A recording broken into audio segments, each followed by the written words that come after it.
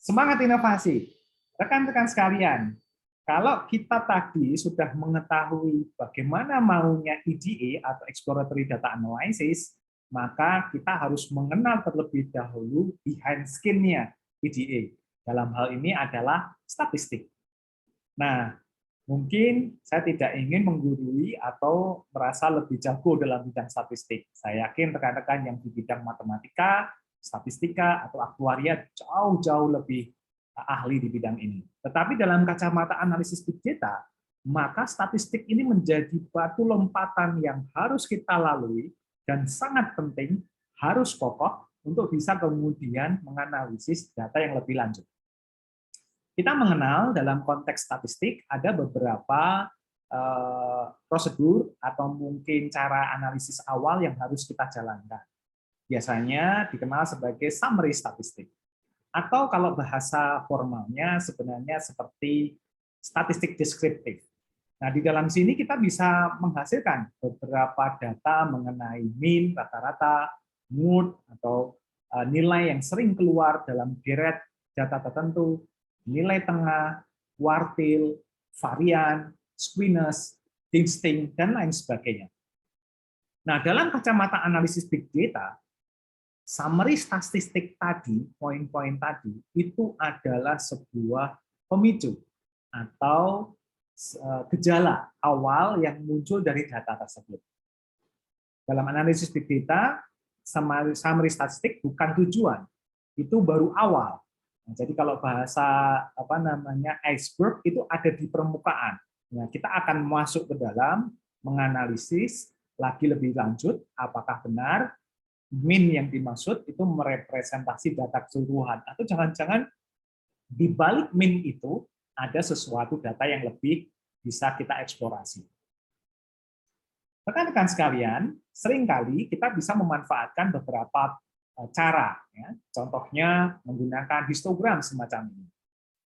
Mungkin kita hanya melihat tampilan batang-batang dengan deret angka tertentu yang merepresentasikan sebuah pola data.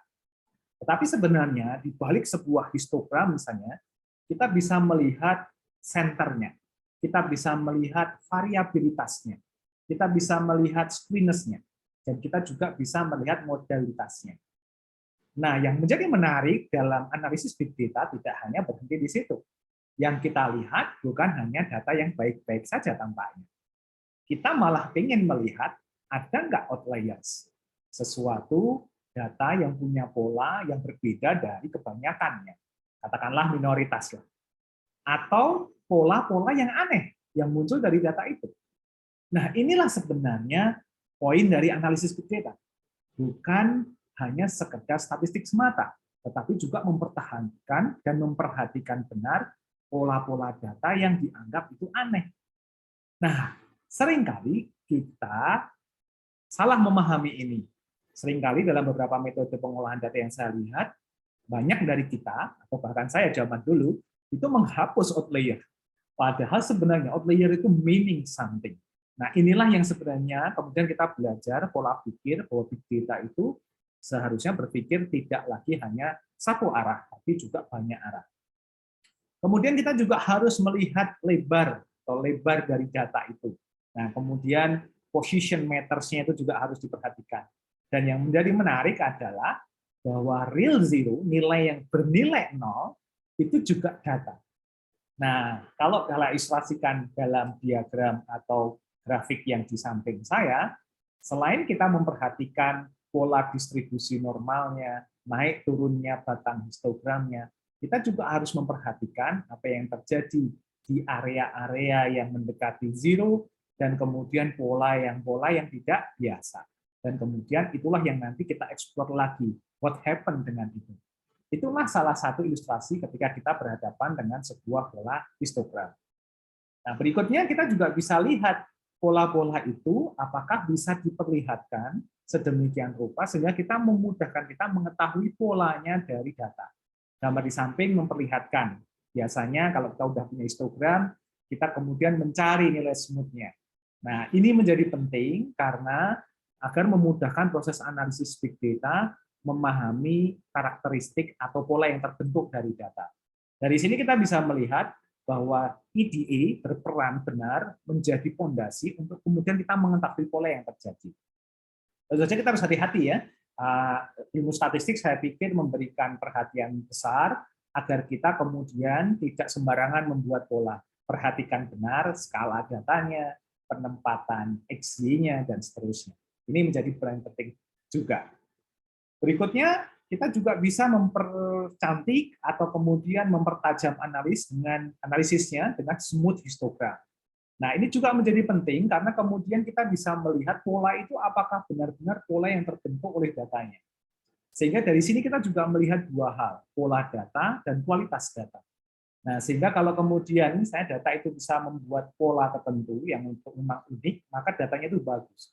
Nah, data yang bagus tidak selalu seperti distribusi normal. Polanya bagus, begitu ya. Semakin dia aneh, semakin dia nggak lazim, sebenarnya itu menunjukkan bahwa datanya itu apa adanya.